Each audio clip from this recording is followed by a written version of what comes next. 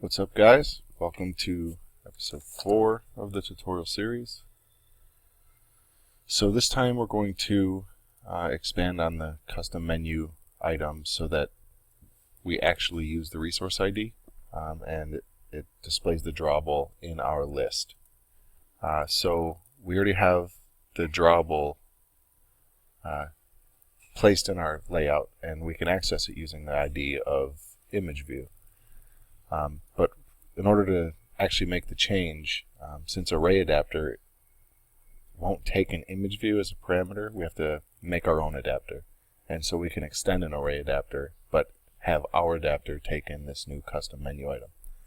So let's jump right in. So if you go into where your Java files are and right-click New Java class, you can make call it anything you want. I'm going to call mine menu item adapter, or MenuListAdapter I'll call it.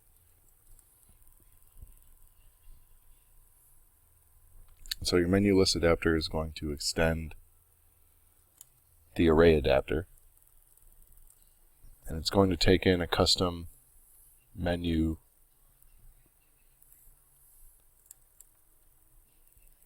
I misspelled extends. Okay, forgot the S. So extends ArrayAdapter, and it takes in a custom menu item. And it's going to want us to override the constructor, or implement the constructor. And the constructor we're going to want is the one that takes in a list. You know what, for now let's do both. So we'll do the array and the list, because we're going to end up using the list anyway. Now notice here, both of these take in this text view resource ID. Initially we could use this and it would automatically place that for us, but we're going to change the menu so much that we're not just going to use that. So there's not much point to do that. So let's use these other two instead. It only takes the resource. So we'll do that and go ahead and press OK. And it'll implement both of those. And so when I implement multiple constructors that take the same parameters, plus or minus a couple, I make a private function that, and I call it shared constructor. And it'll take in the parameters that are shared. So resource, context, resource. You know what? I guess it's just context and resource. We should make a decision whether we want the list or we want the objects. I mean the array. And I think because for now we're actually making an array, let's just stick with array. So that means we're not going to need this shared constructor because we're going to get rid of this one that takes the list. So we're going to need to retain some of this.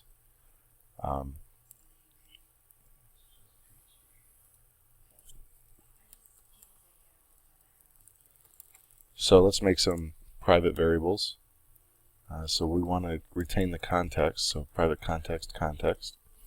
We'll want to retain, we don't really need to retain this resource ID, but let's do it anyway. So private int resource, and then we'll retain our custom menu item array, and we can call it objects, it doesn't matter. So then in the constructor, let's go ahead and store those. So this.context equals context. I feel like by this point everybody probably knows this, but putting this in front of the context references the context in this class. Without this, it's going to reference the parameter. And Android Studio is pretty good about highlighting which variable you're actually referencing. So as we hover or click on this one, it highlights the class variable. As we click on this one, it highlights the parameters. So moving on, this.resource equals resource, and this.objects equals objects. So now that we have that, we're going to override a method. And so when we set this adapter, the list is going to ask the adapter for a view for every row. and so it's going to use this as the row layout. It's going to use this as the text view ID, and that's what it's going to fill with the toString method of these objects. So what it's calling is GetView. And so we can override that, and then we can modify the view the way we want to. So if we override methods and find GetView, we can get rid of the super because we're going to make our own view. And so this is going to return a view, which is the row, and this gets called automatically by the list view. So position is the row position, and so each row will start at 0 and it'll end at the size of objects minus 1, and that's the same way elements work anyway. So we can use this to actually get our custom menu item object from our array. The ConvertView, this is a way for us to reuse views, and so that helps when we have a lot of, let's say, I don't know, you get up to the 1,000 rows or more, and each of them have their own icon, and so your adapter has to, load those icons and give them back to the list view, and the list view's got to display these icons. Once you start getting a lot of views, that's going to start, slowing it down and making your list choppy.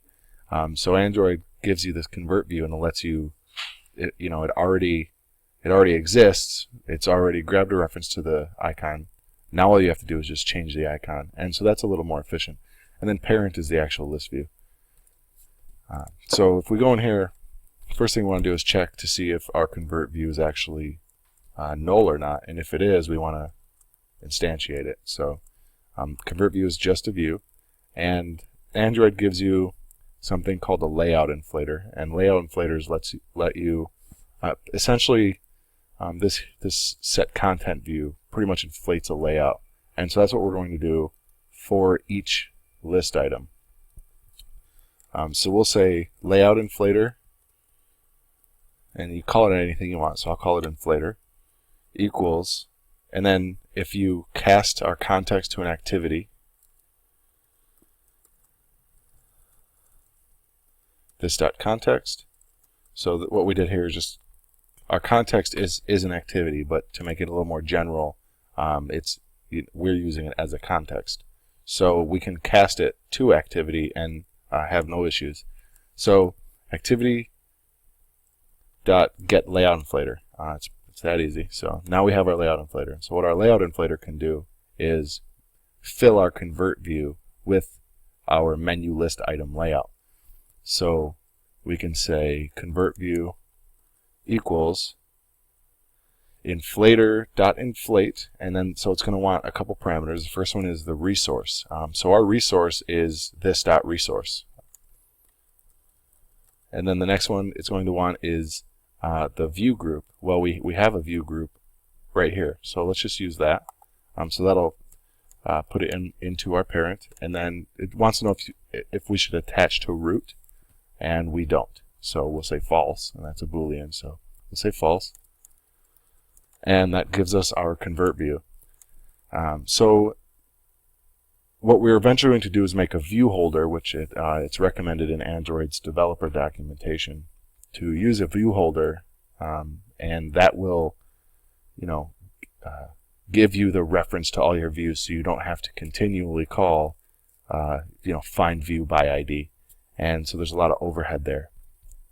So right now what we're going to do is straight, just to get the understanding, we're going to call it every time. We're going to grab a reference to each text view, and we're going to fill that reference. So we can say, so we know that our resource is going to be menu list item. And actually, when we make our view holder, we're going to guarantee that it's the menu list item. But for now, we're going to assume it's the menu list item, and you never ever want to assume things with code, because later you can come back and break it. You always want to have your checks and reassurance so that you don't have bugs later. But for now, so we know we have a text view and we have an image view. So the text view is the menu text view. You can call it anything you want. You have to cast it. So menu text view equals text view, and then ConvertView is the view, dot find view by ID, and it'll be r.id.textView. We also have an image view, so that works the same way. So this will be icon image view equals image view ConvertView, ConvertView dot find view by ID, and that's just r.id.imageView. So that gives us the references to the two view objects, and so now we can fill those. So we want to grab the current custom menu item in our objects array. So we'll say custom menu item, you can call it anything you want. So item equals objects at what position? Well, we have that in our parameter list, so position. And so that's going to give us this. Let's just check to make sure item isn't null. So it does not equal null. And now we can fill our text view and image view objects. So menu text view dot text or dot set text, and then the character sequence or the string will be item dot get menu text, and icon image view dot set drawable resource is what we're going to use. Nope, just kidding. We don't really want to use background resource, but we will for now. When we use the drawable resource, that actually sets the image view source, and if we use set background resource, that sets the background, and there is a difference. If we go into, so we've got the icon highlighted already. If you scroll down, you'll see background here, then you'll also see the source is what we actually have here. So when we change the background, the source isn't going to change. So we're going to make the source empty, and I guess we better give it a height now. So let's give it a I guess 35 dp for now, and then the width can be also 35 dp, and then that gives us our image view, and it's empty, but we'll fill it here. So set background resource for now. We'll come back, and then it's going to be our image view icon resource ID. So item dot get icon resource ID.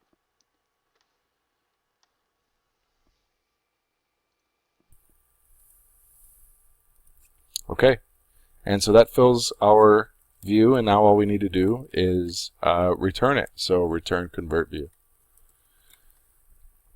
and that'll do it for our adapter. So in our main activity, we can just comment this out. We can make our custom menu or custom list adapter, so our menu list adapter is what we called it, adapter. And so now you notice we don't have to type it, because we don't have to set a type, because we did that when we extended that class. So we don't have to do that. So MenuListAdapter adapter equals new MenuListAdapter, and then that's going to take 3 parameters. So main activity.this will be the context. Resource will be the same, or same one. So r.layout.menuListItem, and then our objects, which will be our menu items. And so now when we set the adapter, our adapter is going to give this convert view back to the list view to display. However, we'll have an issue with this not being an actual drawable resource. So let's go ahead and get a drawable resource. And I guess we can let's just use the medium icon, r.mitmap.iclauncher. Yeah, I guess that'll work. Okay, so that's what we're going to do then. We'll use the mitmap. This used to be an actual drawable. Let's just go with it. Let's see what happens. r.mitmap.iclauncher again. And then same thing here. And now when we run it, we should get that little Android as the icon. And this is going to take a while.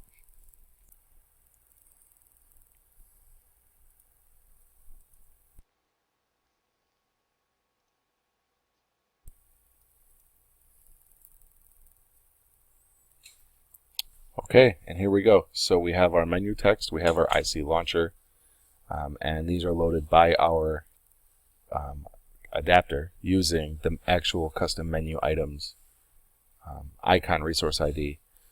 And so that will wrap it up for this tutorial. Our next one, we can make these we can style our list view a little more and make it a little more applicable by giving it a subtext here, and then each of these can be different icons, and then we'll go from there. So thank you for watching, and we'll see you next time.